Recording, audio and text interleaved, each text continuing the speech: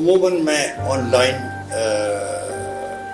کام یعنی جو ہوتا ہے ادب کا اس پر نہیں شرکت کرتا، اس لیے کہ عموماً آن لائن یا فیس بک پر اور یوٹیوب پر وہ لوگ زیادہ سرگرم عمل ہیں جو شوق رکھتے ہیں، ذوق نہیں رکھتے.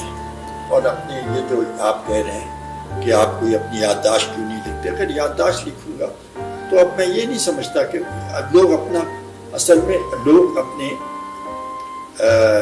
گزشتگان کی خبروں کے چبوترے پر کھڑے ہو کر خط لمبا کرنا چاہتے ہیں. میں ایسا نہیں کرنا چاہتا.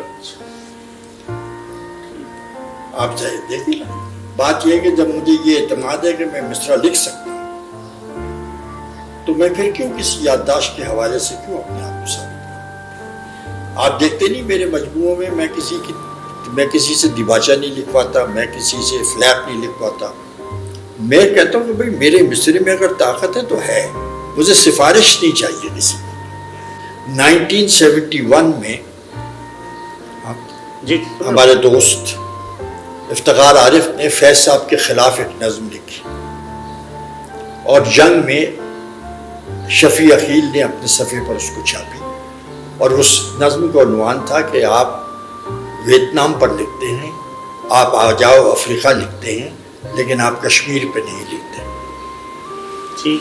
شکیل جوش صاحب فیض صاحب اتنے برہم ہوئے کہ مجھے اور ابھی دوسرے آدمی زندہ ہیں میرے ساتھ سحر انصاری، وہ تیسرے مر گئے مرزا ظفر الحسن اور چوتھے مر گئے سرور بارہ بنفی.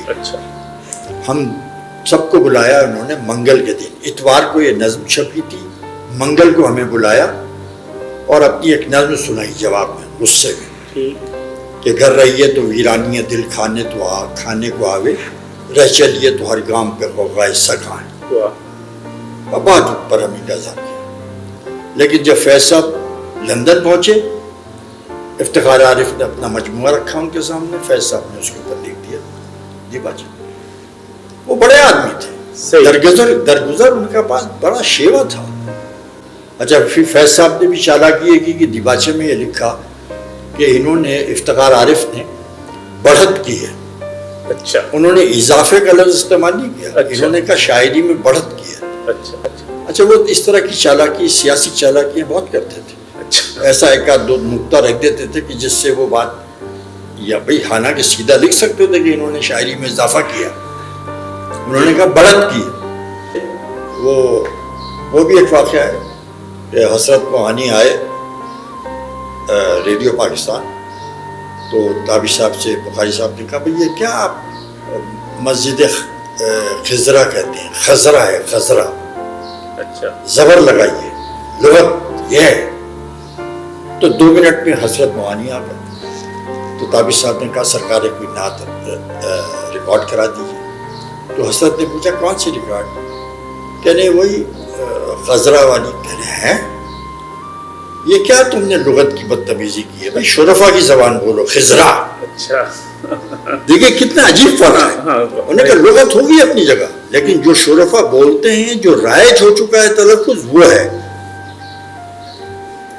رائج کو بھی دیکھنا چاہیے، لیکن رائج میں یہ دیکھیں کہ شرفا کون سی زبان بول رہے ہیں. کہتے تھے کہ ایسا کوئی مصرع مت لکھو جس پر تمہیں کل چھپ جانے کے بعد شرمندگی ہو کہ میں نے یہ نہ لکھتا تو اچھا تھا. وہ میں نے یعنی 150 200 غزلیں پھاڑ دی ہیں اپنی انتخاب کرتے ہوئے. میں اتنا خسائی ہوں انتخاب میں. کیونکہ دیکھیے لفظ کا مطلب، شعر غزل کا مطلب تو یہ ہے کہ میں اگر کچرا پڑھانا شروع کر دوں، آپ کو جو لکھوں وہ چھاپ دوں تو بیکار ہے. مجھے تو وہ دینی ہے چیزیں کہ جو آپ پرزرو کر سکیں، آپ کہیں کہ ہاں یہ اچھا شعر ہے. میں نے 7 سال تو شعریات پہ کام کیا جناب، 7 سال.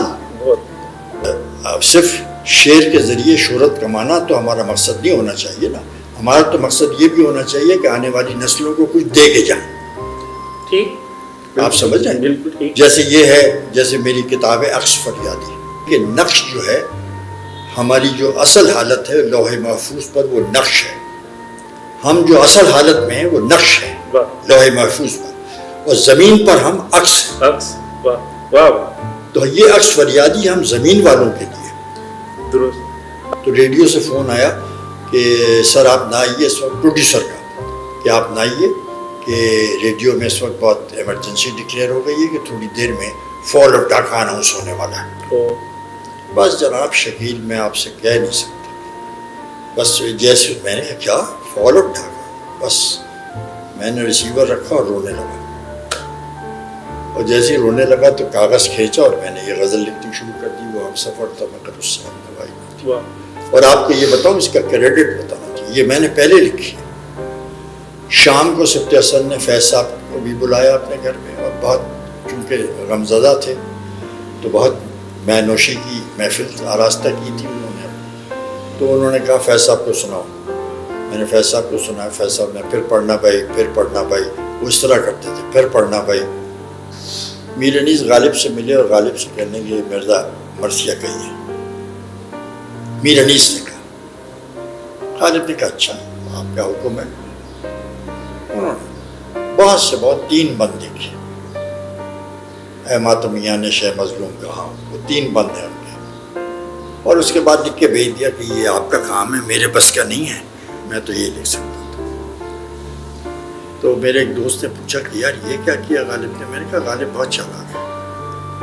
اس نے کہا جب میں غزل میں نمبر 1 ہوں تو میں مرثیے میں نمبر 2 کیوں ہو جاؤں؟ تو میرے ذہن میں بھی پس منظر میں یہ خیال تھا کہ جب میں غزل اور سلام میں ایک مضبوطی سے اپنی جگہ بنا چکا ہوں اور مرثیے میں میری جگہ بنے گی تو دوسرے درجے کی بنے گی، تو میں اس میں کیوں جاؤں؟